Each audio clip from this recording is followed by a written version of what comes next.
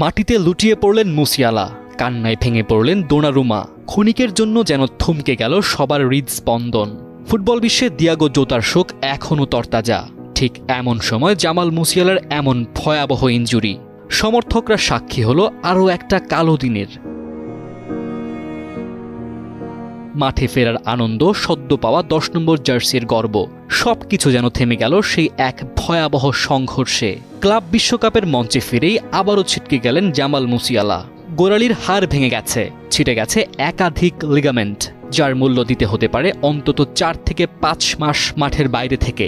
এ এক মুহূর্ত যেন স্তব্ধ করে দিয়েছে পুরো বায়ার্ন শিবিরকে। আটলান্টায় মার্সিডিজ বেঞ্জ স্টেডিয়ামে ক্লাব বিশ্বকাপের কোয়ার্টার ফাইনালে পিএসজির বিপক্ষে প্রথমার্ধের একেবারে শেষ দিকে ঘটে এই অনাকাঙ্ক্ষিত ঘটনা। সতীর্থের বাড়ানো বল নিতে গিয়ে গোলমুখে ঢুকে পড়েন মুসিয়ালা। ঠিক সেই সময় বলের দখল নিতে স্লাইড করেন পিএসজি গোলরক্ষক দোনারুমা, কিন্তু বলের বদলে আটকে যায় মুসিয়ালার বাঁ পা। গোড়ালির নিচে পা এমনভাবে মচকে যায় যে সঙ্গে সঙ্গেই মাটিতে লুটিয়ে পড়েন তিনি। মুহূর্তে স্তব্ধ হয়ে যায় স্টেডিয়ামের চারপাশ। তাকে ঘিরে দাঁড়িয়ে যান সতীর্থরা। কেউ চোখ ঢাকেন জার্সিতে, কেউ আবার দৃষ্টি সরিয়ে নেন আতঙ্কে। মাঠ থেকে স্ট্রেচারে করে তুলে নিয়ে যাওয়া হয় মুসিয়ালাকে। পরে হাসপাতালে স্ক্যান করে দেখা যায় তার বাঁ পায়ের ফিবুলা হাড় ভেঙে গেছে এবং একাধিক লিগামেন্ট ক্ষতিগ্রস্ত হয়েছে। জার্মান সংবাদ মাধ্যম বিল্ড জানায় অন্তত 4 থেকে 5 মাস মাঠের বাইরে থাকতে হতে পারে তাকে। আজই মিউনিখে ফিরে সার্জারি হতে পারে এই তরুণ তারকার।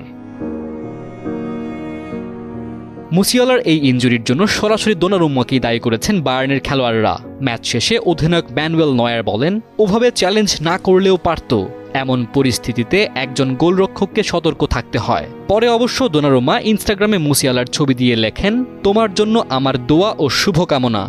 যদিও ততক্ষণে আঘাতটা অনেক গভীরে পৌঁছে গেছে। বায়ার্ন শেষ পর্যন্ত ম্যাচটি হারে 2-0 গোলে। ক্লাব বিশ্বকাপ থেকেও বিদায় নেয় তারা। কিন্তু সেই হারের চেয়ে বড় ক্ষতি যেন হয়ে গেল এক তরুণ প্রতিভাকে হারিয়ে। এখন শুধু অপেক্ষা এই ছিটকে পড়া থেকে কবে কিভাবে ঘুরে দাঁড়ান জামাল মুসিয়ালা। ডেস্ক রিপোর্ট, সময়ের আলো।